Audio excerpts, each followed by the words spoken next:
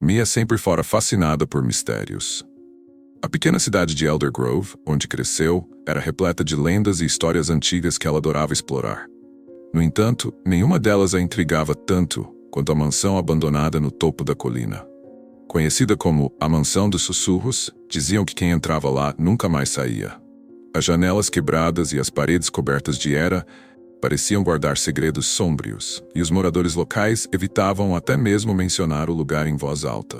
Um dia, enquanto vasculhava os fundos da biblioteca da escola, Mia encontrou algo que mudaria sua vida para sempre. Entre pilhas de livros empoeirados, um caderno antigo chamou sua atenção. Era um diário encadernado em couro desgastado, com as bordas das páginas amareladas pelo tempo. Ao abri-lo, Mia percebeu que pertencia a uma garota chamada Elisa, cujo nome estava escrito na primeira página em tinta desbotada.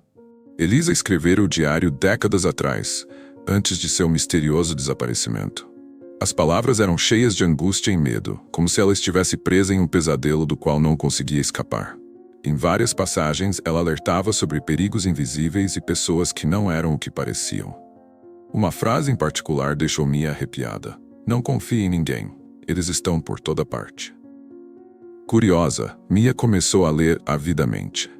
Cada página continha pistas enigmáticas sobre o paradeiro de Elisa e sobre algo que ela chamava de a chave. Havia referências a objetos escondidos na mansão, símbolos estranhos e até mesmo coordenadas escritas à mão.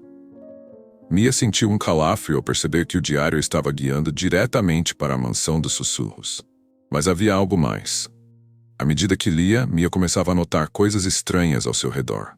Objetos que ela tinha certeza de ter guardado apareciam em lugares diferentes. Sons leves, como sussurros distantes, ecoavam em sua mente quando tentava dormir. Certa vez, ao voltar para casa após passar horas lendo o diário, ela teve a sensação de que alguém a observava. Quando se virou rapidamente, viu apenas a rua vazia, mas a sensação persistiu. Incapaz de resistir à curiosidade, Mia decidiu visitar a mansão. Era uma tarde cinzenta, e o céu carregado de nuvens dava ao lugar uma atmosfera ainda mais assustadora. Ao se aproximar, ela percebeu que a vegetação ao redor parecia viva, como se estivesse tentando proteger o local de intrusos. Os galhos das árvores balançavam suavemente, mesmo sem vento, e o chão estava coberto de folhas secas que rangiam sob seus pés. A entrada principal estava bloqueada por tábuas pregadas nas portas, mas Mia encontrou uma janela lateral quebrada e conseguiu entrar. O interior da mansão era ainda mais opressivo do que ela imaginava.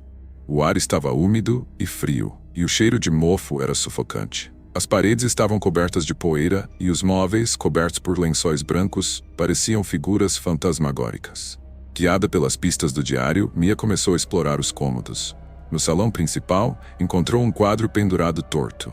Ao ajustá-lo, ouviu um clique baixo e uma parte do assoalho se moveu, revelando um compartimento secreto. Dentro dele, havia um medalhão enferrujado com um símbolo gravado, o mesmo que Elisa mencionara em suas anotações. Enquanto examinava o objeto, Mia sentiu uma presença desconfortável. Parecia haver olhos a observando, embora ela estivesse sozinha. Então, ouviu passos lentos vindos do andar de cima. Seu coração acelerou, mas ela sabia que precisava continuar. Guardou o medalhão no bolso e subiu as escadas rangentes, cada degrau parecendo protestar contra sua presença. No segundo andar, encontrou um quarto que parecia intacto, como se alguém ainda o habitasse. Sobre a mesa, havia um espelho coberto por um pano preto. Sem pensar, Mia o removeu e se viu refletida, mas algo estava errado. Seu reflexo sorria, embora ela estivesse séria. Antes que pudesse processar o que via, ouviu uma voz sussurrar seu nome. Assustada, ela largou o pano e saiu correndo da mansão, jurando nunca mais voltar. De volta à segurança de seu quarto, Mia tentou racionalizar o que havia acontecido, mas o medalhão continuava em seu bolso, e o diário a instigava a continuar. Nas páginas seguintes, Elisa falava sobre a chave, um artefato que poderia abrir algo chamado o portal. Não ficava claro o que exatamente era esse portal, mas as descrições eram assustadoras. Uma passagem para além do mundo conhecido, onde as almas perdidas vagam eternamente. Com o coração dividido entre medo e curiosidade, Mia decidiu voltar à mansão. Desta vez ela foi preparada, levando uma lanterna e uma mochila com suprimentos. Quando chegou, percebeu que a atmosfera estava ainda mais pesada. O som dos grilos e pássaros havia desaparecido, e o silêncio era ensurdecedor. Desta vez, ela explorou o porão, um lugar que evitara anteriormente. Lá encontrou uma sala trancada com um cadeado enferrujado. Usando o medalhão como chave, ela conseguiu abrir a porta. Dentro, havia uma câmara iluminada por velas que pareciam se acender sozinhas. No centro da sala havia um pedestal com um livro antigo. Ao tocá-lo, Mia sentiu uma onda de energia percorrer seu corpo. As páginas do livro estavam cobertas de símbolos que ela não conseguia entender, mas uma mensagem clara surgiu em sua mente. Você foi escolhida.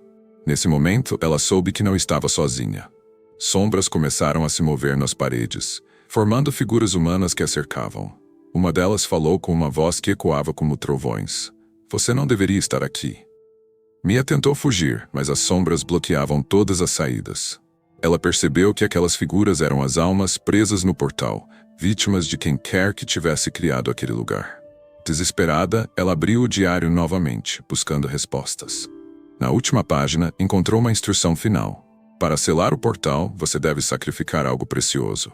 Entendendo o que precisava fazer, Mia pegou o medalhão e o colocou no pedestal.